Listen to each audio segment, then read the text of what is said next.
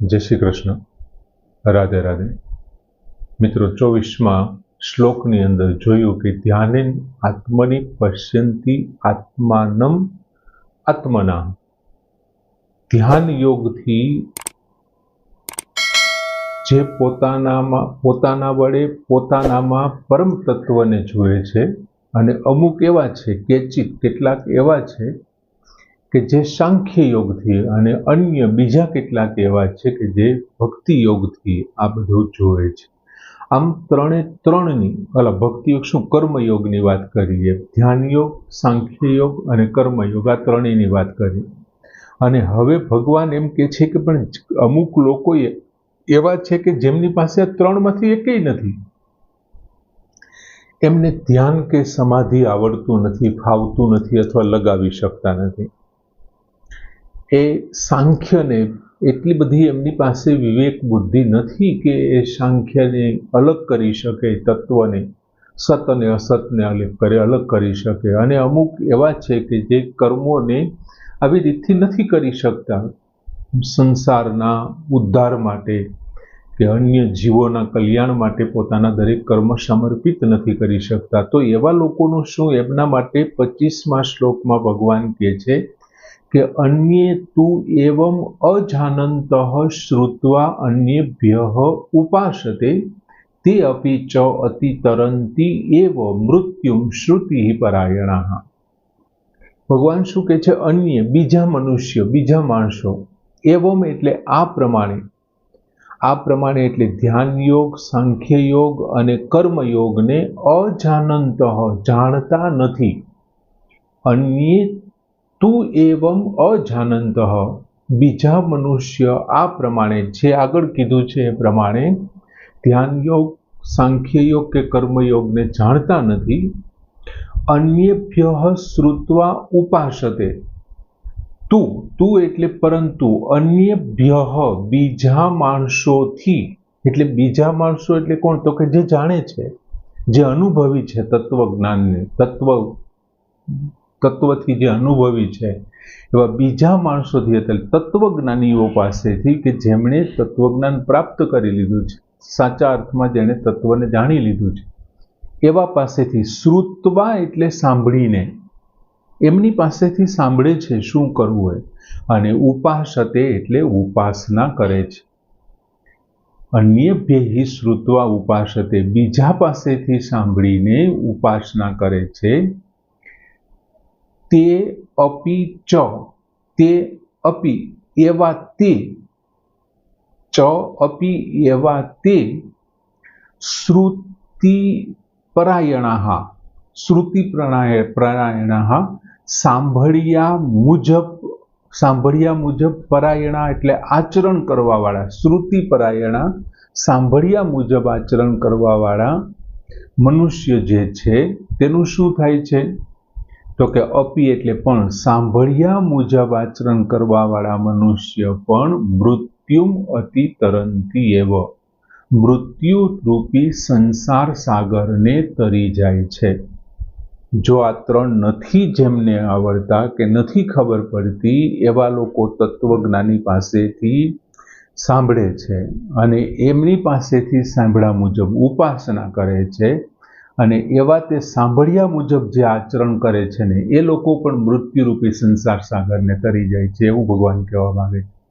હવે કેટલાક એવા તત્વ પ્રાપ્તિની ઉત્કંઠાવાળા લોકો છે, એમની એવડી તીવ્ર ઉત્કંઠા છે તત્વને પ્રાપ્ત કરવાની કે કોઈ પણ ભોગી પરમાત્માને પ્રાપ્ત કરવા છે, ઉત્કંઠાવાળા મનુષ્ય પણ। હવે એમની પાસે ત્રણમાંથી એક પણ સાધનનો અનુભવ નથી, બધા સાધનોથી અજાણ છે। એમને ધ્યાન નથી આવડતું, એમને સાંખ્યની ખબર નથી, સત અસતની ખબર નથી, એમને કર્મયોગની ખબર નથી। દાખલા તરીકે માતા શબરી, નાની ઉંમરે ગુરુએ એમ કીધું કે ભાઈ તારા આશ્રમમાં પહેલું જે કોઈ આવશે ને એ ભગવાન રામ હશે, એ પરમાત્મા હશે। તો માતા શબરીએ શું કર્યું? હાલો, એમને ધ્યાનમાં બેઠા હોય એવો ક્યાંય રેકોર્ડ છે? ક્યાંય એવો ઉલ્લેખ ખરો?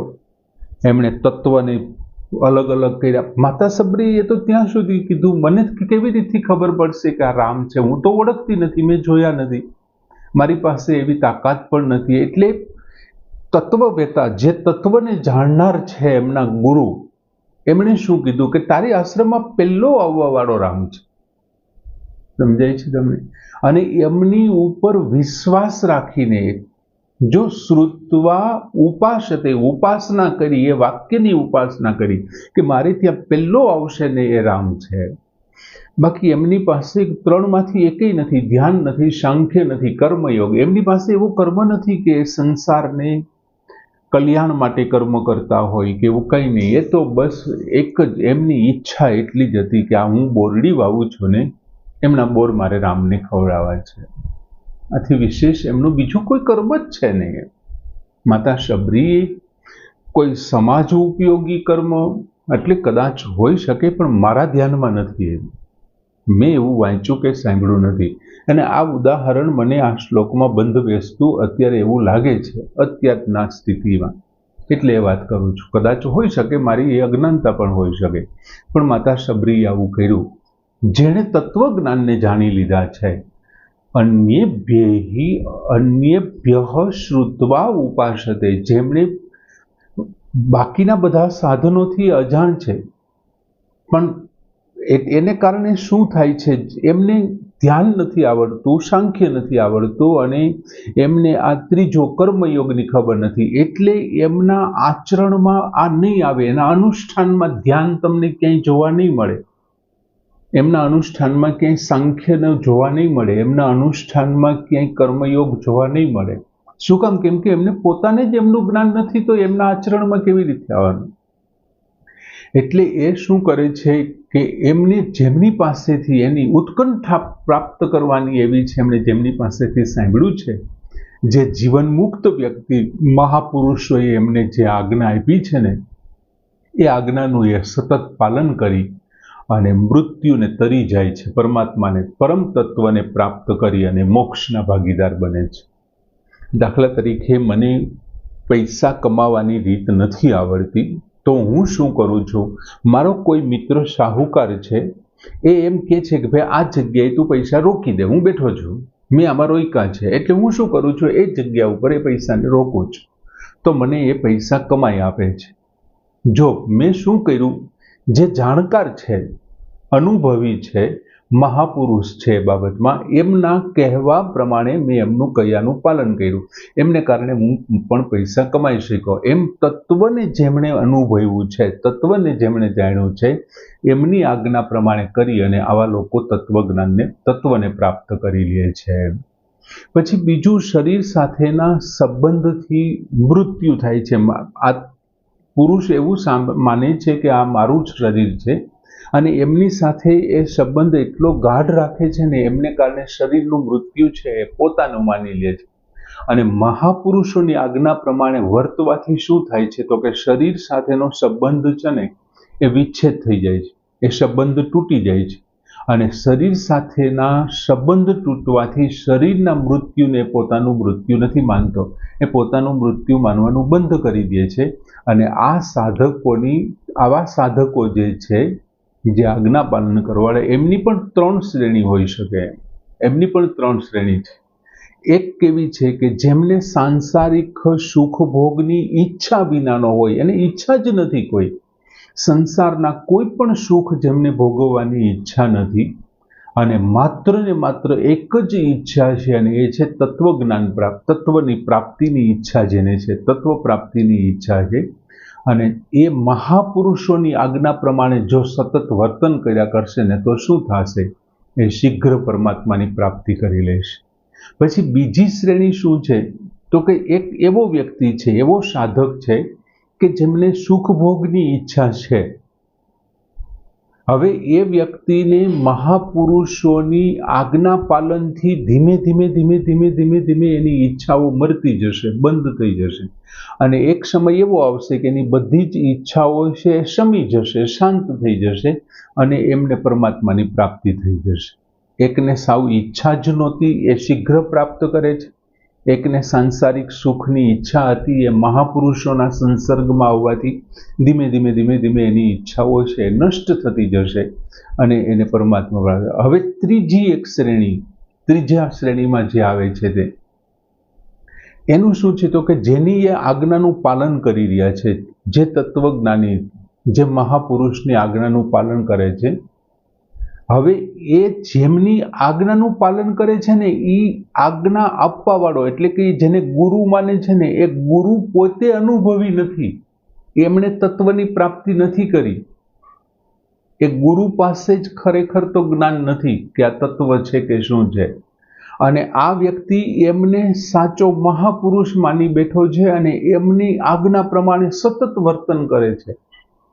સમજાય છે કે જેમની આજ્ઞાનું પાલન કરે છે એ પોતે અનુભવી મહાપુરુષ ન હોવા છતાં, પરંતુ સાધકમાં કોઈ ઈચ્છા જ નથી, કોઈ પણ ભોગે મારે પરમ પ્રાપ્તિ જ કરવી છે, આ સિવાય કોઈ બીજી ઈચ્છા નથી ને, તો એનો ગુરુ ભલે તત્વજ્ઞાની ન હોય, તત્વ તે જાણનાર ન હોય, એમ છતાં આ સાધક છે ને એ તત્વને પ્રાપ્ત કરી લેશે. શું કામ? કેમ કે ભગવાન તો બધું જાણે છે ને, એનો ગુરુ નથી જાણતો. એ જેમના માટે મથે છે એમને તો બધી ખબર છે ને કોના માટે મથે છે, એટલે સામેથી એમને દર્શન આપશે, એમના ઉપર કૃપા કરશે. આમ 3 શ્રેણીવાળા આવા જે આ ત્રણેયને નથી જાણતા એવા એ જાણકાર વ્યક્તિઓ પાસેથી, મહાપુરુષો પાસેથી સાંભળી અને પરમ તત્વને પ્રાપ્ત કરી શકે. જે સાધકને તત્વજ્ઞાન, ઘણી વખત એવું બને કે અમુક સાધકને તત્વજ્ઞાની મહાપુરુષ ઉપર અશ્રદ્ધા જાગે, એમના ઉપર એમનો વિશ્વાસ ડગી જાય, એમનામાં એમને અવગુણ દેખાવા માંડે કે આ આવા વર્તન કરે તો શું આ હોઈ શકે ખરો? આણે ભગવાનને જોયા હશે ખરા?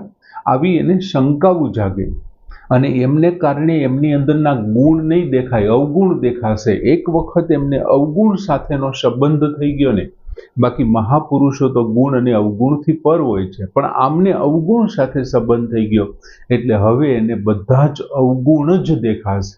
માટે સંતો, મહાપુરુષો, તત્વવિદો એ સાંસારિક કાર્યો કેવા કરે છે, એને શું વર્તન કરે છે એ જોવાને બદલે, એમની સાથે સાંસારિક સંબંધ રાખવાને બદલે એમની સાથે પારમાર્થિક સંબંધ રાખવો જોઈએ કે આ પરમાત્માની પ્રાપ્તિ કરાવવામાં કેવો છે એવો એને સંબંધ રાખવો જોઈએ. ભગવાને સરસ વાત કરી કે અન્યે તું એવમ અજાનંત શ્રુત્વા અન્યેભ્ય ઉપાસતે તે અપી ચ અતિતરંતી એવ મૃત્યુમ શ્રુતિ પરાયણાય. પૂર્ણ કરી.